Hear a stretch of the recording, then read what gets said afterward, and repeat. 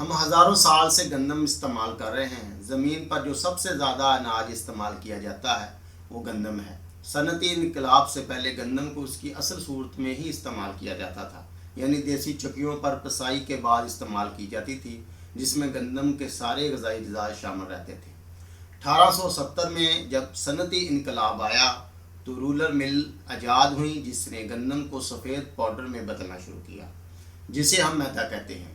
گندم 3 اجزاء پر مشتمل ہوتی ہے۔ جرمز، اس سے گندم اگتی ہے۔ برین، گندم کی بیرونی تہ ہے، اس کو فائبر چوکر بھی بولتے ہیں۔ اور اینڈوسپرم، جو نشاستہ ہے گندم کا بنیادی جز ہے۔ فلور ملیں جب گندم کو ریفائنڈ کرتی ہیں تو جرم اور چوکر کو نکال دیتی ہیں، اس سے اس کی شیلف لائف بڑھ جاتی ہے، یعنی طویل مدت تک خراب نہ ہو۔ شروع میں میدا صرف اعلیٰ طبقے کے لیے بنایا جاتا تھا، لیکن جیسے جیسے ترقی ہوتی گئی میدے بنانے کی صلاحیت بڑھتی گئی اور یہ عوام کے لیے بھی بننا شروع ہو گیا۔ پھر میدے سے 20 قسم کی چیزیں تیار ہونا شروع ہوئیں، جس کا خمیازہ آج ہم شوگر، بلڈ پریشر، دل کے امراض اور فیٹی لیور کی صورت میں بھگت رہے ہیں۔ میدا ہمیں کس طرح بیمار کر رہا ہے، اسی پہ بات کرتے ہیں۔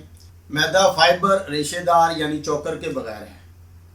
میدے سے چوکر نکال لیا گیا ہوتا ہے۔ یہ فائبر ریشے دار غذا ہماری انتڑیوں میں موجود دوست بیکٹیریا کی غذا بنتا ہے، جس سے ہم صحت مند رہتے ہیں۔ چوکر قبض ختم کرنے، خون میں کولیسٹرول کی سطح کو کم کرنے اور وزن کم کرنے میں مدد دیتا ہے۔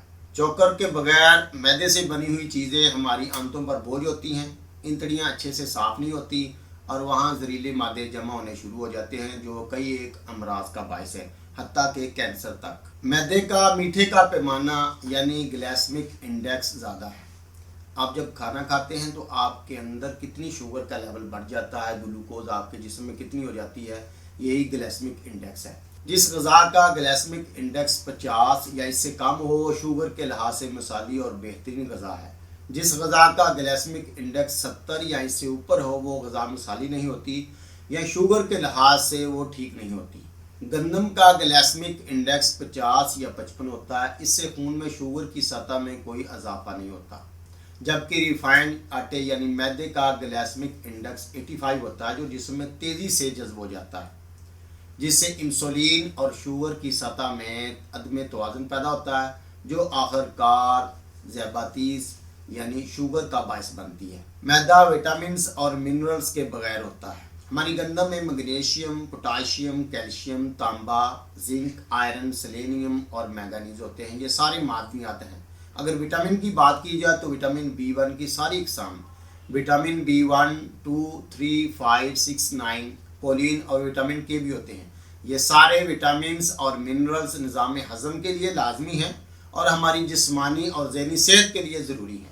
یہاں میں صرف ایک وٹامن B1 کا تفصیل سے ذکر کروں گا۔ ویڈیو لمبی ہو سکتی ہے لیکن آپ کے لیے بہت مفید ثابت ہوگی۔ وٹامن B1 کو تھیامین بھی کہتے ہیں۔ وٹامن B1 ہمارے جسم میں بڑے اہم کام سر انجام دیتا ہے۔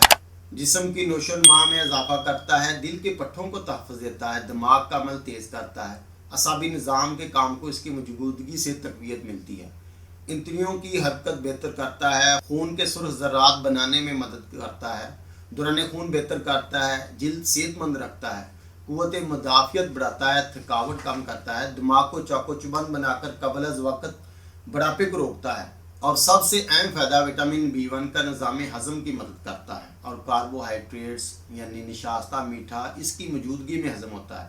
وٹامن B1 ہمارے جسم میں مختلف اعضاء میں اسٹور بھی ہوتا ہے۔ گندم کو جب میدا بنانے کے لیے ریفائنڈ کیا جاتا ہے تو اس میں وٹامن B1 ختم ہو جاتا ہے۔ یہ وٹامن چوکر میں ہوتا ہے، یعنی اس کے جو گندم کا بیرونی پرت ہے اس میں ہوتا ہے۔ جب میدا اور اس سے بنی ہوئی چیزیں کھاتے ہیں جس میں وٹامن B1 نہیں ہوتا، اور ہمارے جسم کو کاربوہائیڈریٹس کو ہضم کرنے کے لیے جسم کے مختلف حصوں میں موجود وٹامن B1 کو استعمال میں لانا پڑتا ہے، بلکہ یوں کہنا چاہیے کہ اسے چوری کرنی پڑتی ہے۔ یہ چوری پٹھوں، گردوں، معدے، دل، جلد، آنکھوں اور خون سے کی جاتی ہے۔ بار بار چرائے جانے پر یہ اعضاء وٹامن B1 سے محروم ہو جاتے ہیں، اور جب تک وافر مقدار میں وٹامن B1 نہ کھائی جائیں پورے جسم میں ان کی کمی شدید ہو جاتی ہے۔ چنانچہ ایک ایسا مرحلہ آ جاتا ہے کہ ہم اعصابی کمزوری، ہاضمے کی بے قاعدگی، تھکاوٹ، نظر کی کمزوری، خون کی کمی، دل کے امراض، پٹھوں کی بیماریاں اور جلد کی تکالیف میں مبتلا ہو جاتے ہیں۔ یہ صرف ایک وٹامن کی بات ہے، باقی گندم میں موجود وٹامنز اور منرلز ہمارے لیے کتنے ضروری ہیں آپ خود اندازہ لگا سکتے ہیں۔ میدا ہڈیوں کی کمزوری کا باعث ہے۔ وٹامن B1 کی طرح میدے کو ہضم ہونے کے لیے کیلشیم کی ضرورت پڑے گی، اور وہ ہم نے نکال لیا ہے، لہذا یہ جسم میں سٹور سے آئے گا اور وہ ہڈیوں میں ہوتا ہے، لہذا آپ خود سمجھ سکتے ہیں کہ اس سے ہڈیاں کمزور اور بربری ہوں گی۔ میدا ڈپریشن، سر درد اور بے خوابی کا باعث ہے۔ گندم کے اندر antioxidant, amino acid, minerals اور وٹامنز آپ کے موڈ پر اثر انداز ہوتے ہیں، آپ کو خوش رکھنے میں مددگار ہیں۔ میدے اور اس سے بنی ہوئی چیزوں کے استعمال سے ڈپریشن، سر درد، بے خوابی اور بے چینی کا سامنا ہو سکتا ہے۔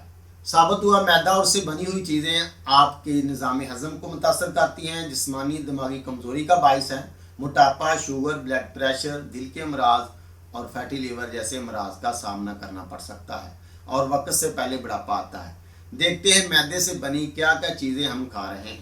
میدے سے بنے نان، روٹی اور پراٹھا، جنک یا فاسٹ فوڈ میں برگر، پیزا، سینڈوچ، بیکری مصنوعات میں کیک، بسکٹ، ڈونٹس، ڈبل روٹی، نمک پارے، شیرمال، پیسٹری، بند، باقرخانی، جلیبی، پکوان میں نوڈلز، پاستا، سوئیاں، یہ ساری چیزیں میدے سے بنتی ہیں۔ بچوں کے لیے صحت مند سمجھے جانے والے بسکٹ میدے سے ہی جناب بنتے ہیں۔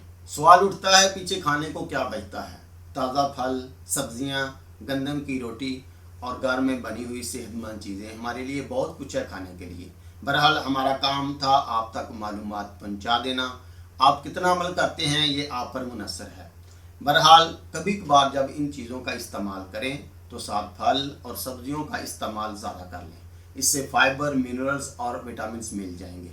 امید ہے آپ کے لیے یہ ویڈیو مفید ثابت ہوگی، ان لوگوں تک پہنچا دے جن کو اس کی ضرورت ہو سکتی تھی۔ ملتے ہیں انشاءاللہ ایک نئی ویڈیو میں، جب تک کے لیے اجازت، السلام علیکم۔